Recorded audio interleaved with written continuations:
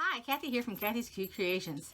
Today we are going to continue with Murder on the Sphinx, and it is taking place in Cairo with Kelly, who is, I call her our investigator. She's the anthropologist who's going to solve a crime for us.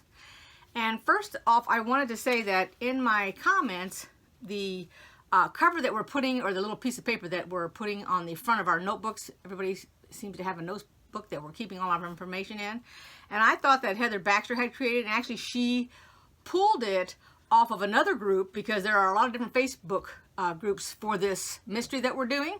So really the lady that created it, her name is Alicia, and I think that's how you say her name.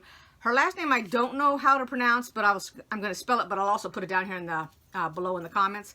It's P as in Paul, E-T-T E-T-T. So I wasn't sure if it was something like Pettett or Pettett or something like that. So I don't know what her name is, but I wanted to give her credit for creating that. That was really, really nice of her to do that for us. And she said that we could all use it and put it on our notebook. That was the first thing I want to say. I've got all my fabrics cut out. I'm going to show them to you here on the table. And we're going to go ahead and start on our second block. Now the first block is up there and it was called Selfie. This one is called... oh, I don't even know how to pronounce it.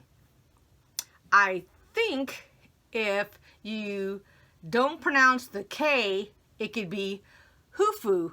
But I'm going to show you the piece of paper so y'all can figure it out yourself. It's K-H-U-F-U. See it up there at the top? Alright, so let's get started. I'm going to show you the fabrics down here. I don't get confused because, as you note here, I don't have any of my fabric marked to know one or the other.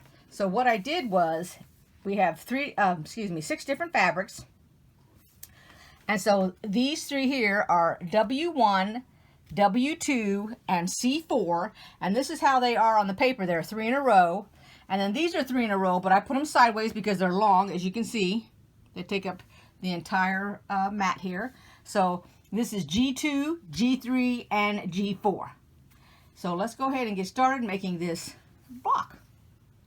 And I'll go ahead and I'll tell you the story and what's happening. I'll give you a little background. Hopefully it's not too redundant and repetitive, me telling you what's going on, but I never know how much information I've given you, so I just end up adding a little bit more. So let's go ahead and get started. Now the very first thing we're going to do is we're going to take our fabric W1 and our C4, which is the third piece of fabric. This is, I call this the warmer colors. And you're going to take your square and you're going to mark it from corner to corner, and you can mark it with anything you want. Doesn't make any difference because this is going to be on the inside. This is the inside of the fabric. This is the right side, and in my case there's really not a right or a left or a wrong on the solids. And then this is the right side. You're going to put your two right sides together. I'm going to turn it this way for you because I want to show you. So what I do is, as you can see here, I kind of just crawl it like that to get it at the corners before I pin it. Because what we're going to end up doing is we're going to end up sewing on this line, and we're cutting this excess off. But now remember, when I do this, because this is big enough that I can get 2 little half square triangle, well, I can get the part that needs to be for this section, and then I can get a half square triangle out of this section if I pin it and mark it. And I mean not pin it, I'm sorry. If I mark it and go ahead and sew it, and I'll show you what I'm talking about. So let me go with another color here. All right, so I already know that I'm going to sew from here to here, and I'm keeping this piece. I'm cutting this piece off. So what I want to do is I want to go ahead and take my, whoops, flip it the other direction here. Take my ruler, and I'm going to mark, and this is already a 1/2 inch, the little pink is. So I'm going to mark it here. And then I'm going to come in a 1/4 inch now that I've marked it. And that's my 1/4 inch. And I'm going to actually, let's see here. Make that my cutting line. Okay. So what I've done to keep from being confused, this is a sewing line and this is a sewing line because they're actual lines. Let me get you closer here. Okay, so that's going to be a line to sew on, and this is going to be one to sew on, and this is my cutting line. It leaves a 1/4 inch here, and it leaves a 1/4 inch here. And I'm going to go ahead and I'm going to sew all the way down here. And before I cut it or anything, then I'm going to sew from here to down here. Just on this one piece, right? If I start here, I'm in the corner. I would prefer to start over here so I'm not in the corner, so that the fabric will not get jammed down in my machine, hopefully. And I'm doing a 2-inch length. I'm using a 12-inch needle. That's what my machine likes. And I'm just going down the line here. Just following the line. I'll cut it here. I can take the pin out because it doesn't need to hold it anymore. I went ahead and I just put white thread in here in case y'all are wondering. You can constantly change your thread if you'd like to. I'm just going to keep it a white. It's not really a bright white. It's sort of an off white, but not a cream either. It's not the white that I normally use, but I got it one time not realizing it, so there's nothing wrong with it.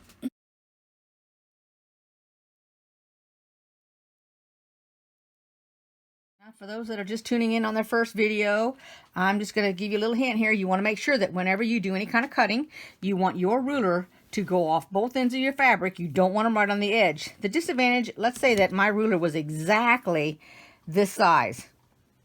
And I am right on the edge here. The disadvantage is that when you put this tool up against her, this razor, because that's really what this is, when you get it up against there, you could literally cut your tip off, because I've already done that a couple of times. Or you could even push too hard to the left and come up here and take a chip out. So it's better to have it bigger so that when you start, you're starting in here and not at the edge of the ruler when you go to use it. And just keep this straight up. Now, here's the piece that I was telling you about. This is big enough for a half square triangle for some other project. Let's see what size that is. It looks like it's 2.5 by 2.5. Just looking at it here. Actually, it's a little bit bigger than that. It's 2 3/4. So see, you can cut that down to a 2.5-inch square and have that along with your other little 2.5-inch squares. So now we're going to go ahead and we're going to iron this. Be sure and press your seam first. Pressing your seam means taking your iron, laying it down here, relaxing this, opening it up, and then sewing it. Then ironing it. And the directions are saying to iron it, I believe, to the dark side. But if you're one of those kind of people that like to iron open, by all means, iron open. Just because the directions say to go one way or the other doesn't necessarily mean you have to do that. You can do it and try it and see if it works for you, but if it doesn't work for you, then don't do it. If it's going to prevent you from doing a project, just do it your way. When it's ironed, this is what you end up with. Okay, let's go to the next step. Now we're going to take this piece and we're going to take one of our squares from G2, which in my case is the lightest color here, and you only get one. And we're going to do right sides together, and you can see this does have a right side and a wrong side. So the right sides together like this, and we're going to attach it and sew it like that. Just like we did this one, now we're going to do it on this side. And make sure you go from here to here. So in my case, I'll flip it over. And I'm going to go from the top to the bottom. And I'll do the same thing. I'll take the excess off. So all of you experienced sewers, you know what this is going to be. What it's going to end up being when we're all finished with it. That's right. It's a flying geese. One more way to make a flying geese. I'm going to be showing a couple of different ways to make a flying goose. This will be one way where you have your separate pieces of fabric. We're going to do it on paper.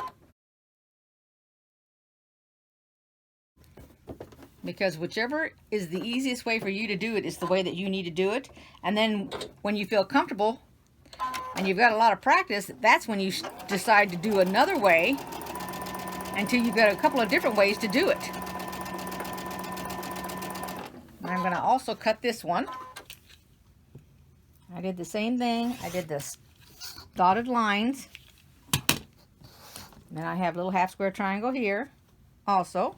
Let me go iron this. Now when you're done with this, it should measure approximately, and I'm saying that for those who do starch, because if you starch it's going to be a little smaller, but it's 3.5 by 6.5. And mine does measure that.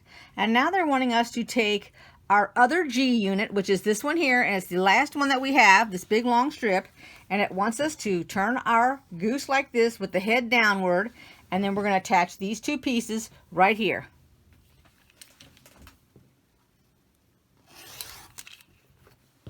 Be careful if you use a little bitty ruler like this so that your fingers don't get over the edge of that ruler. You don't want to be cutting anything off. And if you're scared, get yourself a bigger ruler. Never let a little child or any of your children use these small little rulers, because they will accidentally put their hands over the, not thinking about it. I'm going to go ahead and iron all these now. Here's what you're going to end up with. Here's where you want to be careful and make sure that these go in the right direction. So this is your little 3.5 by 3.5 inch W1, and then you want the W1 on the half square triangle to be going along with it. Make sure it goes this way, not this way, okay? That's what you're going to be paying attention to, the direction of it. And then the same thing. So each color here is the same thing as that, and this points upward, if that'll help you to remember it. Notice they're all pointing upward, these other colors, but we're matching these. Now let's go sew these together.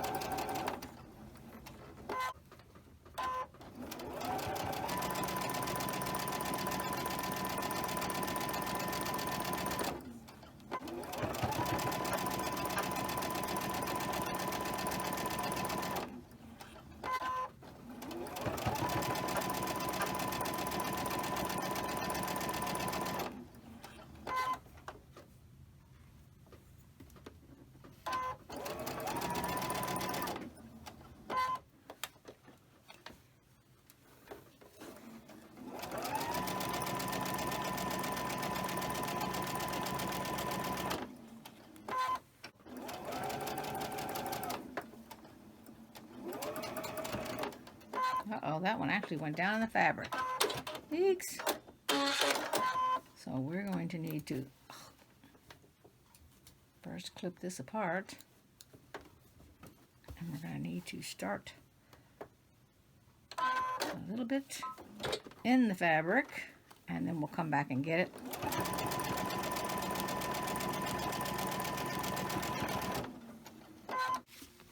Hopefully that won't happen with this one. We're going to find out here in a minute. There we go, that one's fine. There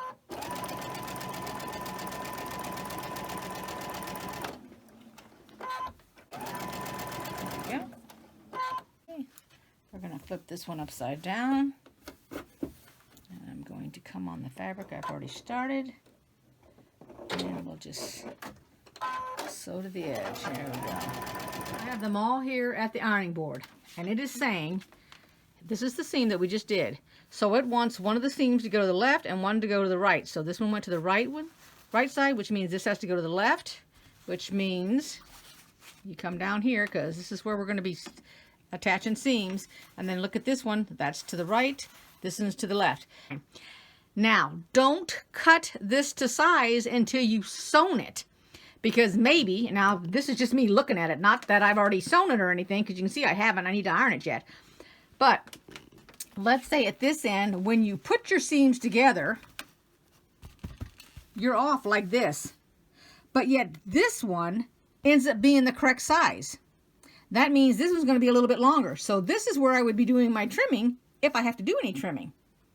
So don't be cutting anything to size while they're in strips, individual strips. Wait till the whole thing is put together and then trim it if you feel like you need to. Okay? Otherwise, I usually wait and I don't do trimming at each block. I wait till the whole thing's finished, and when I'm ready to put it together, that's when I do my trimming. All right, let me go ahead and iron these, and then I'll get them pinned, and we will get them sewn, and we're going to be completed. This was a fast block. This is actually the second and third, because they're the two middle pieces, because remember the very first one we did was the first piece. So I'm going to go ahead and I'm going to put these two together. They were the second and the third row there on the ironing board that I just did. And then if I can, I'll pin the first row and the fourth row together and then just do them, chain stitch them. But I don't want to be putting the other one over here on the end because I'll get stuck with all the pins and everything. Okay,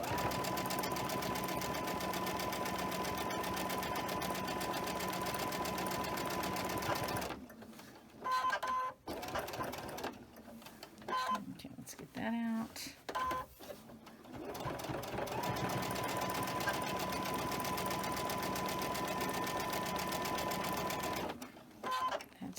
And they're kind of tight because that's on my Asper triangle there.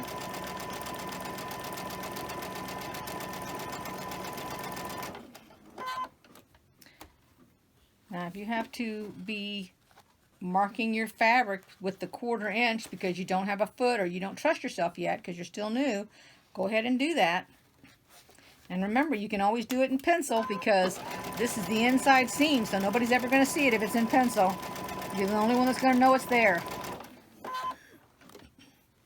When I first started, that was way back before the 1/4 inch and all that stuff. We marked everything with a pencil. Of course, we did it all by hand too. But it took a long time to make a quilt when you did it by hand. And my first quilt was a baby quilt. I showed you guys that in my video. All right, let's take this off. Now, before I do any ironing, I'm going to go ahead and I'm going to attach the first one to the top. Alrighty, so if you're just tuning in and you're watching this kind of video for the first time, I want to show you something to make it easier for when you are pinning and putting them together. So this one's going to go like that, so we're going to be putting it right here, and what we want to do is we want to make sure we don't cut our tips off. So the way that I do that, and this is going to be the side that I use for sewing, so let me show you here. Take a friction pin, and I take it and I mark it right here. This is my intersection, and I want to make sure that when I sew it, I go above that spot right there. So I just put a little line right here. Then I take my pen and I put it in here, and I'm looking at the other side. I can go down a little bit because what I want to do is I want to come up right here with my pen because that's the intersection, and I don't want to go above the pin. If I sew up in here, I'm going to cut the tip off. This is the nose part of it right here. That's the corner. So you want to make sure, first I put the pin on that side. So see how I'm staying above the line, which I can actually bring my line down a little bit more. And you can do this in pencil or whatever, but you want to keep it above this little pin mark. Anything below it, you took the tip off. All right. And then you take your next fabric. Make sure I have it lined up. So this is the way it goes. And it's going to go like this. So I've got my two right sides together here. Back this up a little bit here. So I have more room on the table. I'm going to take my pen and we're going to stick it in this side right here, which is right there. Put them together. Now while they're together, I'm going to make sure the pin is straight. Now if you've ironed it correctly, you're going to have one is going to go to the left and one's going to go to the right, which is fine. Keep this in there straight. It doesn't make any difference how it is at the top up here. They don't need to be matching. And then put the pin in on the left side, and I'll put the pin in on the right side. Because my main objective is to sew and not go below this line right here. So I can go above this line where this blue is, or in between them, but not below them, because then I'll be cutting off this tip. Now this one is all pinned right here at the bottom. That's my bottom piece. I'm doing the same thing up here at the top. So what you're looking for is this corner here.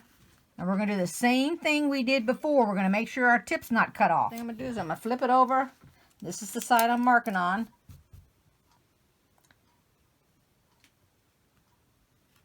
So now I got my thread in there. Hold on one second.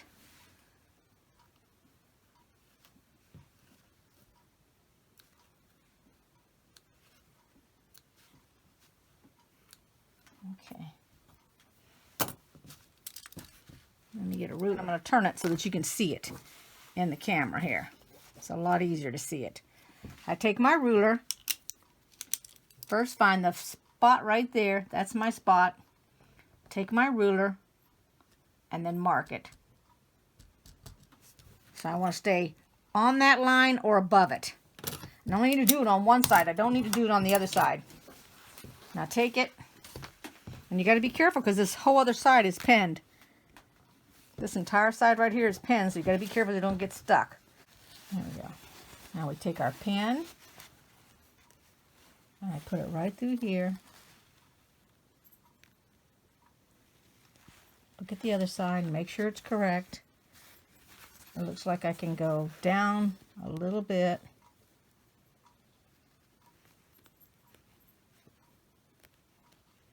Right there. Take this one.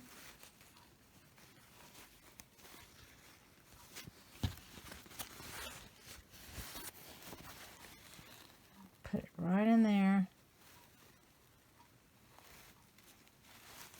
Just like that. And then I pull it. Hold on to it. Put a pin on this side. And the whole entire time now my pin is straight. Because you want to keep your fabric straight. And then a pin on this side. And actually, it'll help if I go ahead and nestle this over here. And it looks like I need to... Probably going to have to open this because the bulk here, I've got this one sewn that direction already. So I don't want to turn it. So if I flip it and open these two, okay, just open them up, line them up. Put a pin on the left side because that's the side I'm going to be coming across with my sewing machine. And then go over here and put my pin in because now I know where my fabric is on the top and the bottom. Just like that. And I can pull this pin out. Then I'll go down here to the corner and put a pin in it here. And then I always put one in between. And then I'll just pin this because there's nothing else matching. That was it for the matching part. And I'll put a pin in here.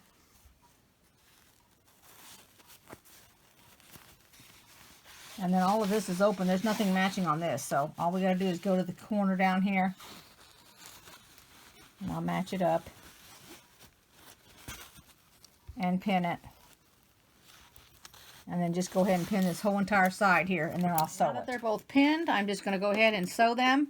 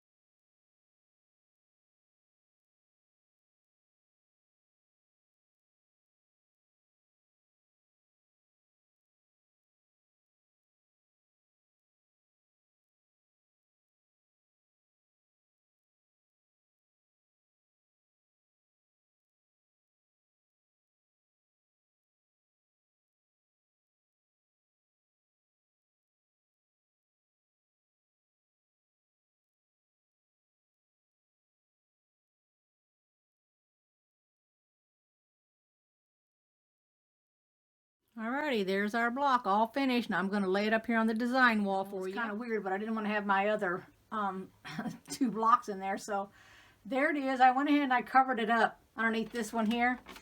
I don't know if they're supposed to be the same size, but I just put it underneath that one. So they're together. I hope you liked this video. Give it a thumbs up if you did, and I will see you guys next time. Thanks for watching. Bye-bye.